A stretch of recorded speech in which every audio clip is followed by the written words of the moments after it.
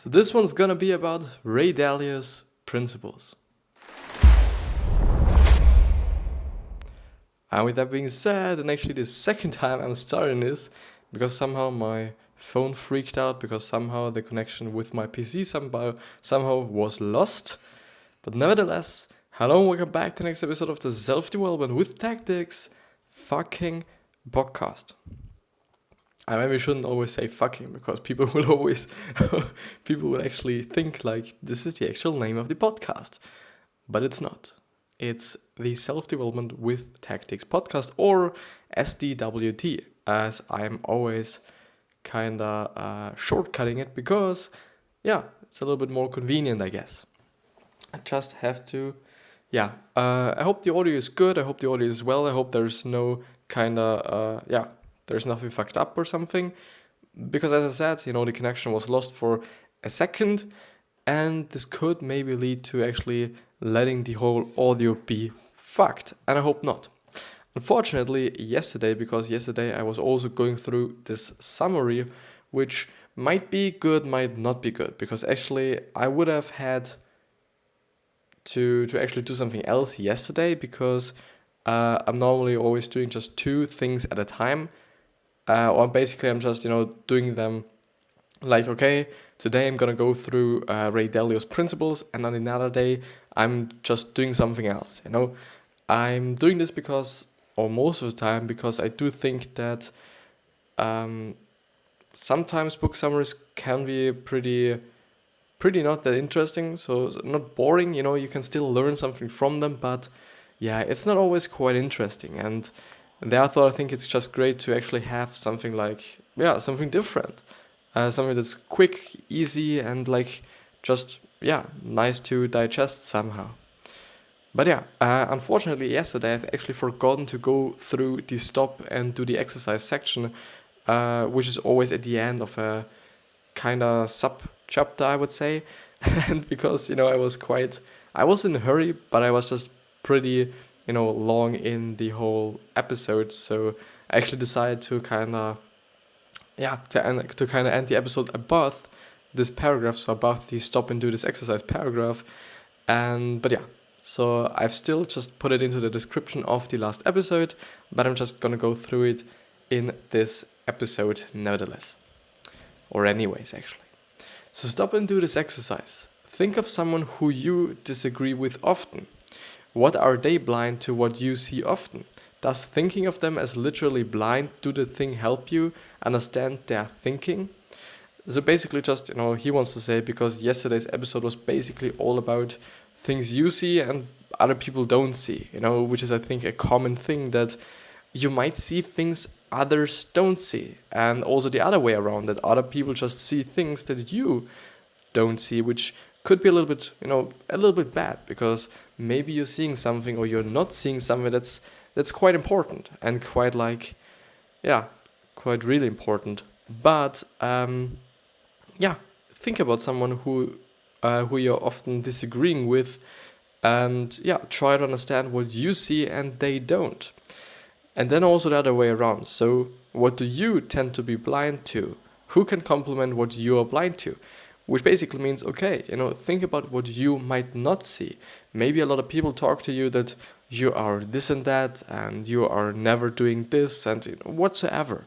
Like, I guess, there are certain people in your life that will totally tell you that you should do something, and that you are something you actually don't think you are, whether it be positive or negative. And maybe you can find someone who is actually seeing these things, that they can complement you and somehow can not adjust this, but help you to maybe understand why other people think you're this and that, or why other people actually think that you should be doing this and that and whatsoever. I guess this could be quite important, like to just see the full thing, to see the whole reality, because for sure, actually seeing everything objectively on our own, which is actually also something that he pointed out in the last episode, that actually it is very, very just difficult to somehow see everything objectively on your own. And therefore it's quite important to also have other people around you that can somehow complement your thinking and complement your seeing so that you can actually recognize the whole reality and not like only parts of it, and or only parts that you're willing to see or that you're just seeing. But let's fucking see what the another thing is, or what the next thing is actually. So characteristics of shapers. When transitioning out of his CEO role, Delio asked his lieutenants what his unique skill was. They answered it was shaping or coming up with unique and valuable visions and building them out despite the doubts of others. Here is a brief interlude into the archetype he believes fits him best. He also believes others like Steve Jobs, Jeff Bezos, and Elon Musk fit this archetype. The common qualities they have. Baseball card. There was quite a baseball card kind of tactic in the last episode where he was like, okay, if you want to manage your people better, just give them certain attributes, or just give them certain maybe labels. Not labels, yeah, not levels, labels. Certain labels, which basically means that you're basically saying like, okay, this is a shaper, and this is, I don't know, like a charismatic person, a charisma dude, and this is a creative man. And what's not in terms of actual adjectives, but just labeling them, just trying to put them into certain categories. For sure, as I'm thinking about it, it just seems to be a little bit like, a little strange, a little bad, to be honest, because, just grouping these people. But the whole vision behind it is, or the whole thought behind it is, that it is actually very, very easy then to actually then let those certain people work together. Which means that if you understand, okay, creative people really like to work with visionary people, which could actually be a case, like, just one that executes and one that has a great vision and something. They work together, or they can work together pretty nicely. And if you really sort your people in those ways, you can be like, okay, Tom, who is a visionary, is maybe, or chances are pretty high that he's able to work with Christine, who is an executor. And this was the whole thought behind it. So baseball card, visionary plus practical thinking plus determined, which are basically then the attributes or the categories this person kind of fits in, I would say. Independent thinkers, verging on rebelliousness. What does verging mean? Verge, edge, border, margin, side, brink, rim, lip, limit, boundary, outskirts, perimeter, periphery, and borderline. So independent thinkers verging on rebelliousness, which means I think they're quite rebelliousness, or they're just really near to the border to actually being rebelliousness.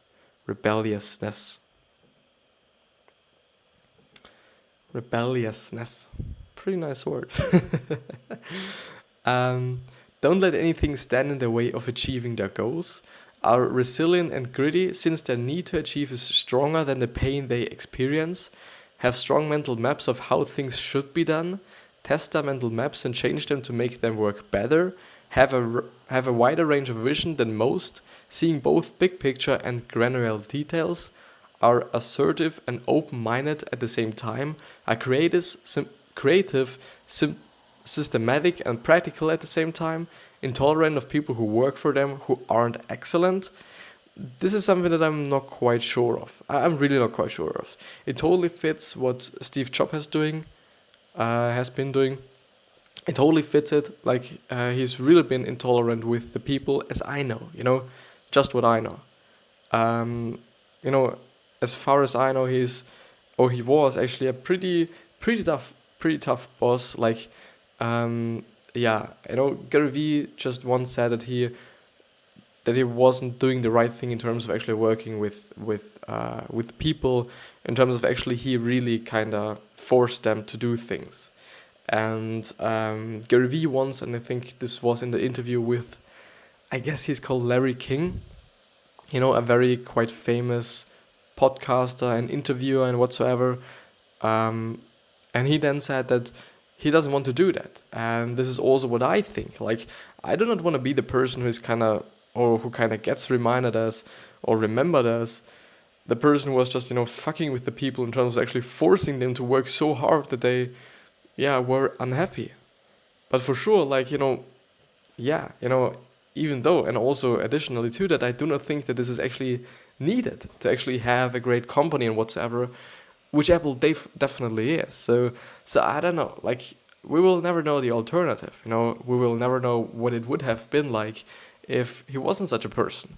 Maybe just Apple would just be the same right now, or maybe Apple would just be like, I don't know, Nokia. Could totally be the case. But I don't know if it is really fitting Jeff Bezos. I do know through the Everything Store summary that I went through also on this website. So this is actually, if you are curious, this is the alanchang.com website, which is a really amazing website because there are so many just detailed summaries on it. So quite like, I would say 20 books, but they're so detailed that I would actually say that you do not actually have to go through the whole book afterwards. For some, he actually pointed out, and I think for this book actually he pointed out, so the author of this summary pointed out that you should definitely as well read the book, because he says that it isn't quite sufficient to only go through his summary, but I still think it's a great start. And he also said that it is a great primer for you to actually kind of absorb or kind of understand, the whole concepts of the book a little bit better, I would say. So nothing ever feels good enough, and this gap is both a tragedy and a constant source of motivation. Generally, have low ranking on concern for others, largely because when faced between achieving the goal and pleasing others, they choose the goal every time. Sustain success over decades with continuous successes rather than exiting their company once for a lot of money. These might be called investors.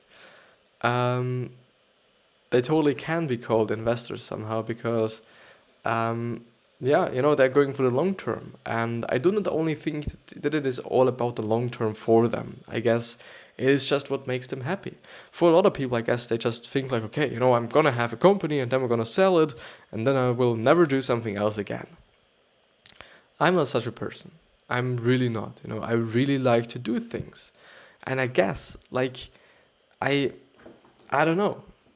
At least I hope also that I will never be just like, okay, I do not want to do anything because I have just, as much money to actually kind of sustain myself for until I die, basically. I really like doing things and I really like to work and I really like to achieve certain things or achieve things. And this is very important for me. Like, I do not want to just lay in bed all day long, I got really used to what I'm doing right now, like recording, making the posts, everything around what I'm doing here. And it's been pretty great up to this point. For sure, there are certain things that you're going to sacrifice. For example, time. Totally, you're going to really sacrifice time. But, the thing is, either I'm sacrificing time and I'm going to just be really bored all day long and do not know what I'm going to have to do or what I should be doing all day long, which was actually the case for me, or that case for me, for a long time, actually, I've always been bored. I've always been just not knowing what I should do with all the time that I'm having, besides actually learning things for school and whatsoever, but I'm having so much time on the weekends, that I'm not quite used to on the weekends because, the whole week long I'm actually having to do something. Like, I'm in school 40 hours a week, I'm just pretty much always at school. So it's quite unusual for me, or quite just something different for me to not doing something. Maybe it's only for me like this, I can only think and talk about myself, but for sure, there are certain people who do not want to do just something all the time. But yeah, like, it feels great to do something that somehow makes sense on a lot of levels all the time. Like, for example, I'm just really improving my English, which could be pretty important for me in or for my life, and or I'm getting a lot of information through the things that I'm reading. I'm just I'm also building something for myself for the future, which would definitely be like my job or something, which would be great. Thoughtful disagreement. Being open-minded will make you seek other smart people and explore their viewpoints. This may create conflict between the four U's in the conversation. So the four U's is actually like your rational you, your emotional you, and the other person's emotional and rational you, which basically then is the subconscious mind and the conscious mind. So the emotional would be the subconscious, and the rational would be the conscious mind. Your goal is to find out which view is true and decide what to do about it. It is not to convince the other party that you are right, which is, I think, very important to point out, because it is not about convincing the other person. Like, it really isn't. It really is not. And I guess it wouldn't also be just that great for the whole conversation. Like, if you really only like, I want to convince this person that he is going to think the way I'm thinking, which might not actually be true, who knows. But I guess, and this was also something that Gary Vee once pointed out, in terms of his parents, he said that he just really took everything he understood and thought that it is great. He took everything from them and also implemented it into his life. And everything that he just, didn't like, he didn't just, absorb. He didn't just take it. And I think this is very important to say, because some people will totally do things you're not quite convinced of. And you think like, okay, this is bad, or you just don't want to do it. And then there will be things like, okay, that are great and that you should probably also do. And then it would be just great if you'd be like, okay, I'm going to do the things that I think are good and I think that are important, and I'm going to implement them into my life. So only taking everything that you think is great, even though it is pretty obvious. But I somehow made the experience that often those really obvious things are quite important and are always quite not always thought about. The primary motivation is the fear of missing important perspectives. And what stings more, being wrong or failing your? So what stings more, being wrong or failing your? Often people have a natural reluctance to disagree, to maintain social cohesion, or to avoid emotional explosions. The trick is to have thoughtful disagreements without triggering emotional explosions. And this is basically what I meant by saying, okay, maybe it is also not that good if you're trying to convince someone for the conversation. Like, for sure, they're gonna feel just, attacked personally, on a personal level. I guess, this is just what my kind of thinking system or thought system just says. Like, it might come to not that well things. And yeah.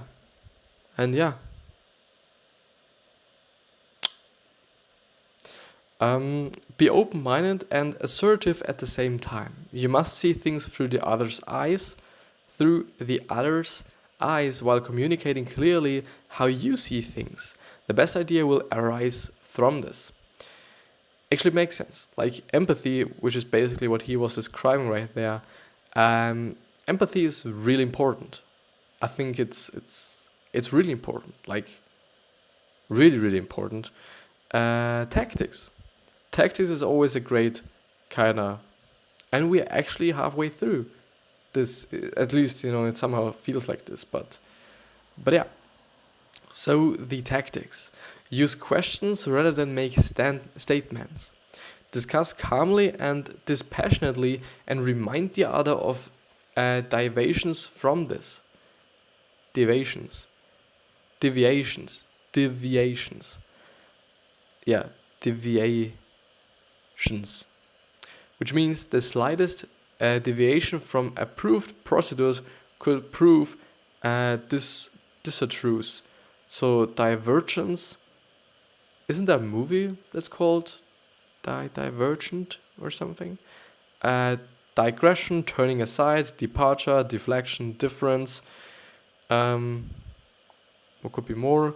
Variation, variancy, alternation, varying, straying, fluctuation, aberration, abnormality, irregularity, anomaly, inconsistently, discrepancy, and whatsoever.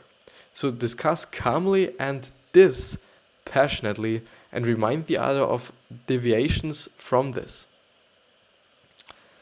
Ask questions like, would you like me to be open with my thoughts, or keep them to myself?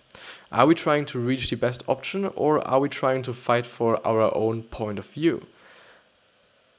Actually a great thing, and something that I've learned through one of the book summaries. I do not actually remember all of them, which is actually pretty sad. Like, they have been just really, really great ones, but I'm still having the informations in my mind. I'm still having all these informations that really kind of hit me in my mind, or at least all these information that are somehow correlated, or somehow, correlated to emotions, which is actually one of the things that lets you remember things pretty good. At least Tony Robbins is saying that, and I guess it's pretty true, and I think it's pretty accurate. Like, he always points out an example where he says, like, okay, think about one of the best moments in your life, or one of the most striking moments in your life, whether it be negative or positive, and then think about what you did the day before. And often it is really the case that you only remember this certain day, and actually not what you did before, what you did afterwards, and whatsoever. You really don't. You really, really don't. Which is just pretty amazing, I would say. Pretty amazing, not even in the best way, like nah. But I guess it's not always quite just this case, because I would say, okay, if it is really something striking, you will definitely maybe know what happened the day before, but often, I would say, what did you do a week ago, or a week from that? And I guess, people will definitely not remember what they did. What I actually want to say is that it is actually one of the listeners.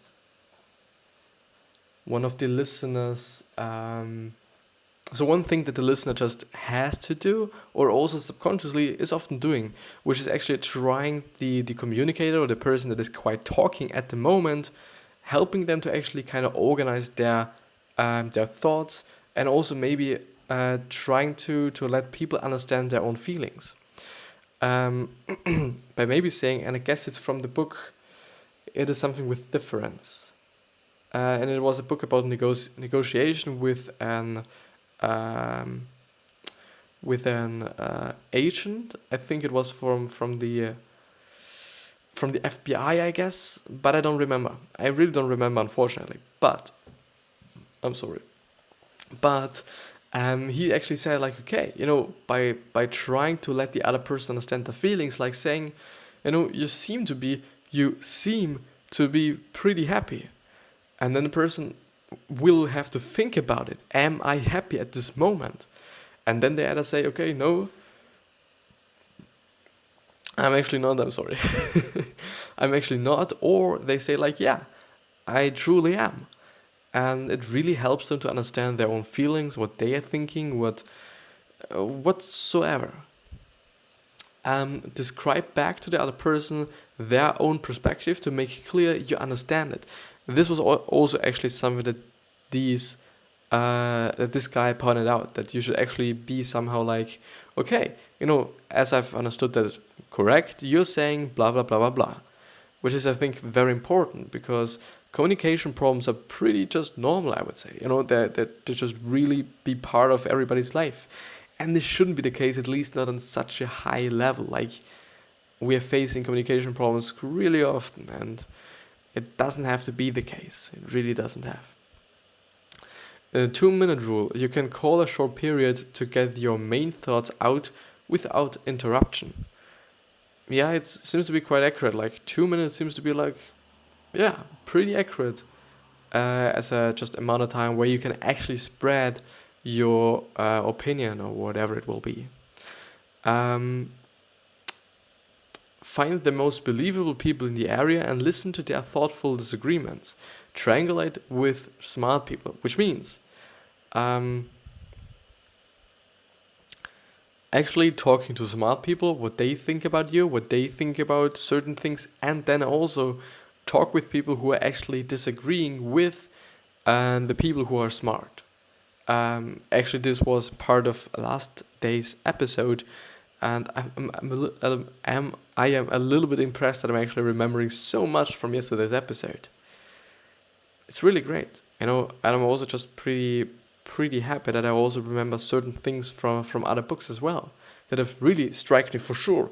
I'm not remembering everything, but still I feel like I do have certain things in my brain, which is great because I've quite often thought about that I actually really have to start reading again and read more because in certain periods of my life I've been just reading quite all the time when I was in the train, for example.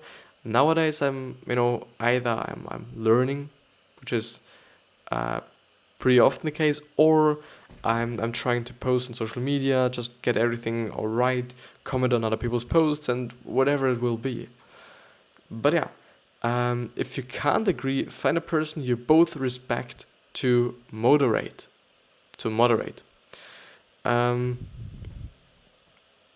maybe just like it is really the triangular thing, like just as I'm thinking about it, even though it doesn't have to do something with the triangulation which was named above or in the paragraph before, but it makes sense somehow to really have a person who's maybe actually clearing up the whole situation. Maybe this person is like, okay, you're saying this and you're saying that. Do you mean actually this and that? And then you're like, okay, no, I actually meant it this way. And then the person you had an argument with, or the person that disagreed with you, is like, oh, you meant it this way. Like, okay, I've understood it certainly quite different, or certainly quite wrong. I just really kind of appreciate what you're thinking. This could actually be the case. Like, who knows? Who the fuck knows? Don't see suggestions automatically as critiques. Definitely important. Definitely also something that happens to me because even though, like, it is quite tough often to really kind of take certain people seriously when they're coming up to you and being like, okay, I have a suggestion for you. Maybe you should be doing this and that. Because they have never been doing what you're doing. And then, I don't know, you just have to be like, okay, thank you for the suggestion. I will think about it. But yeah, if you will or if you won't, it's just your thing. But people really like to give their opinion and give you suggestions or their thoughts. The thing often is when they're not really in the space that they won't, that these suggestions won't be quite great, maybe, or they won't just be not, like on your radar somehow, or you but maybe it could also be good, like, these are then often things that you haven't been thinking about, and then you just have to think about them, and maybe you're like, okay, this makes sense. And the last one is focus more on the substance of what is being said rather than the style of it. Also see How to Get a Stay in Sync, which is actually, or seems to be, another book, very important to actually be like, okay, tonality and so on really matters. It really deeply matters. And you shouldn't get fucked up by how people say certain things. And it makes sense what he points out there. The thing is that I just really want to share or want to say is that you should definitely yourself just, anyway, be just really conscious about how you are just communicating. If your tone of voice is like accurate, or what you're saying with your tone of voice, how you're communicating, so that you're not gonna just really, start an argument with another person because you're just, talking so kind of passionately about your view that you're kind of just fucking with another person. Like, tonality and how you say certain things really, really matters. But yeah, this is it with the episode. We've been quite great. And we've actually come up to quite the half of this one. I think I'm still gonna have to do quite 2 weeks of these things as well. But I really have to say, like, every single episode is something different. Like, I can really manage them differently, and there's nothing like. And this is also why I'm trying to actually put certain chapters into each singular one, because I do not want to have people to actually have to watch 2 episodes to get something, or the end of one and the beginning of another one, which would be quite unnecessary.